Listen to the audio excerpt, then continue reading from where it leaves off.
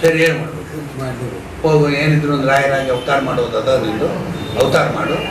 ನೀನು ಪ್ರದಕ್ಷಿಣೆ ಮಾಡಲಿಕ್ಕೆ ಅಂತ ಅವ್ರು ಬರ್ತಾರೆ. ಸಿಕ್ಕಾಪಟ್ಟೆ ಕೊರತೆ ಇದೆ ಅವರಿಗೆ ಪುಣ್ಯದ್ದು.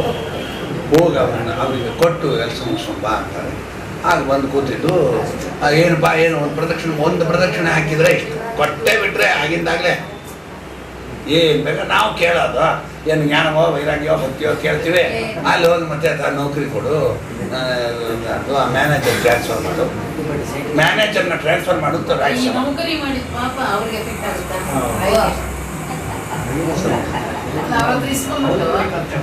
ಏನು ಸಂಬಂಧ ಇಲ್ಲ. ನಮ್ಮದೇನು ಅವ್ರಿಗೆ ಅಪರೋಕ್ಷ ಜ್ಞಾನಿಗಳಾದ್ರಿಂದ ನಮ್ಮದು ಯಾವುದೇ ಒಂದು ಸಂಪರ್ಕ ಅವರಿಗೆ ಏನೂ ಹಾನಿ ಮಾಡೋದಿಲ್ಲ.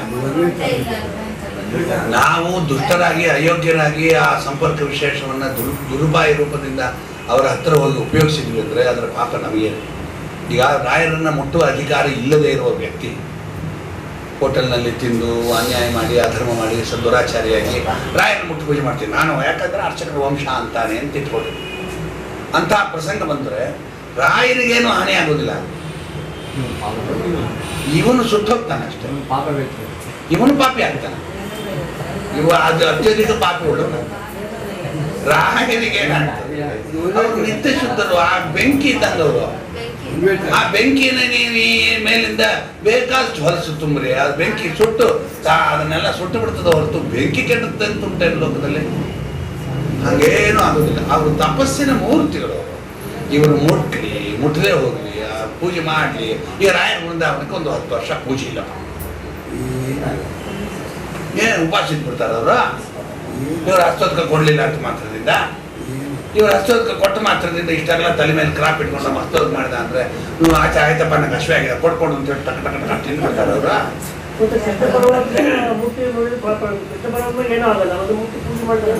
ಏನೂ ಆಗಲ್ಲ. ಕೃಷ್ಣಂಗೆ ಏನಾಗ್ತದೆ ನಾನು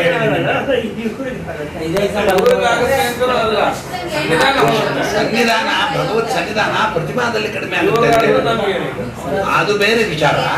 ಕೃಷ್ಣಂಗೆ ಏನೂ ಆಗುದಿಲ್ಲ. ಕೃಷ್ಣಂಗೆ ಏನಾಗ್ತದೆ,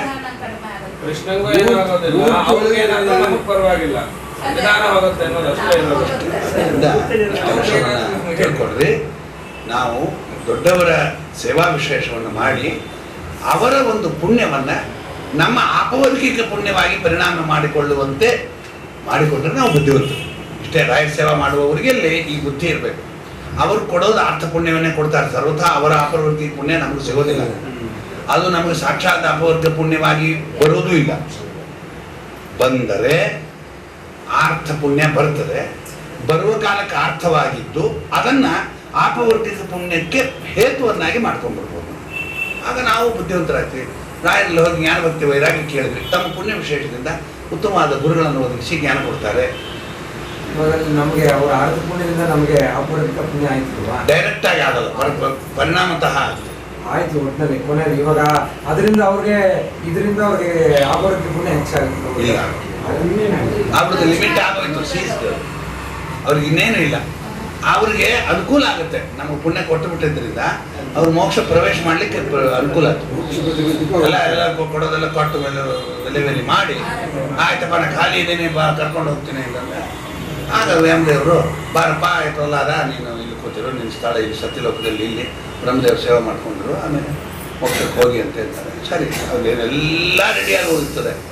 ಎಲ್ಲ ರೆಡಿ ಇಟ್ಕೊಂಡು ಡಾಕ್ಯುಮೆಂಟ್ಸ್ ಎಲ್ಲ ಅದಕ್ಕೆ ಬೇಕಾದ ಡಾಕ್ಯುಮೆಂಟ್ಸ್ ಎಲ್ಲ ಆಗಿದ್ರು. ಶ್ರೀಮದಾಚಾರ್ಯ ಸಿಗ್ನೇಚರ್ ಆಗಿ ಹೋಗಿದ್ದಾರೆ ಅವ್ರಿಗೆ, ಎಲ್ಲ ಆಗೋಗಿದೆ. ಇನ್ನು ಏನಿಲ್ಲ, ಇನ್ನು ವಾಯುದೇವರು ಬಂದು ಉಪದೇಶ ಮಾಡೋದು ಒಳಗೆ ಕರ್ಕೊಂಡು ಹೋಗ್ಬಿಡ್ತಾರೆ ಬ್ರಹ್ಮದೇವರು. ಇಷ್ಟೇ ಕೆಲಸ.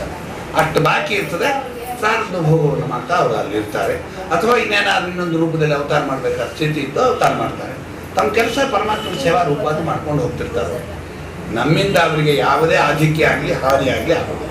ಅವರು ಶೀಲ ಹೋಗಿರ್ತಲ್ವಾ, ಅವ್ರ ದೇವ್ರ ಧ್ಯಾನಾದಿಗಳೆಲ್ಲ ಏನು ಮಾಡಿದಾಗ ಅದಕ್ಕೆ ಒಂದು ಪುಣ್ಯ ಪಾಪ ಅನ್ನೋದು ಪುಣ್ಯ ಬರದೇ. ಸಾಮಾನ್ಯ ಪುಣ್ಯ ಇಲ್ಲ.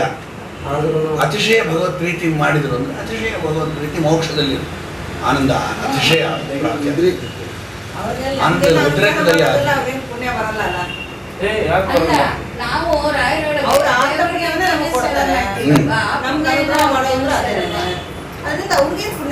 ಅದರಿಂದೇನ ಇಷ್ಟು ವಿಚಾರ ಮುಂದೆ ಏನು ಹೇಳಿದ್ರು ಎಂಬುದನ್ನು ನಾಳೆ ಸಾಯಂಕಾಲ ಸಾಯಂಕಾಲ